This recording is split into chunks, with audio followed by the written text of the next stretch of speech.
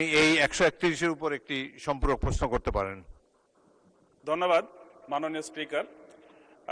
আমি মাননীয় আইনমন্ত্রীর কাছে আমার প্রশ্ন হচ্ছে, বিগত সময়ে ফ্যাসিস্ট আমলে অনেকগুলো মামলা হয়েছে, বিশেষ করে আমাদের শিক্ষকদের উপর। যে এমপিওভুক্ত শিক্ষক, সারা বাংলাদেশে অনেক শিক্ষক আছেন যারা মামলা নিয়ে দীর্ঘদিন কোর্টে দৌড়িয়েছে এবং পরবর্তীতে তাদের বেতন ভাতা সব বন্ধ অবস্থায় ছিল। এখন এইগুলো আইনি জটিলতার কারণে মামলা শেষ হয়েছে, কিন্তু এখনো পর্যন্ত তাদের আর্থিক সুবিধাদি পাওয়ার ক্ষেত্রে গড়িমসি করছে সংশ্লিষ্ট অধিদপ্তর।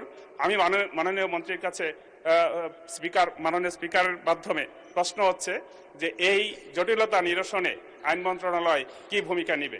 ধন্যবাদ মাননীয় স্পিকার। মাননীয় মন্ত্রী। মাননীয় স্পিকার, আপনার মাধ্যমে সংশ্লিষ্ট সদস্যকে ধন্যবাদ জানাচ্ছি। এমপিওভুক্ত শিক্ষকরা অনেকে মামলার শিকার হয়েছেন।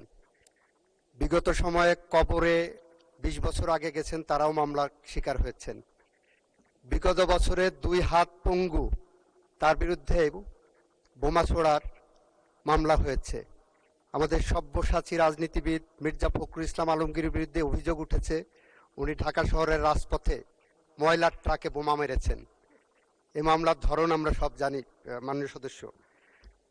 আমরা যেগুলো মামলা প্রত্যাহার হয়েছে, প্রত্যাহার হওয়ার পরে সেই প্রত্যাহারের সার্টিফিকেট বা সনদ বা সার্টিফাইড কপি তুলে সংশ্লিষ্ট মন্ত্রণালয় বা অধিদপ্তরে দরখাস্ত করার জন্য অনুরোধ করব এবং সংশ্লিষ্ট অধিদপ্তর যাতে যে সমস্ত মামলা প্রত্যাহার হয়েছে তাদের সংশ্লিষ্ট জটিলতা অতি দ্রুত নিষ্পন্ন করেন, সে কারণে তাদের কাছে অনুরোধ জানাবো। এর বাইরে আইন মন্ত্রণালয়ের কিছু করার থাকে না।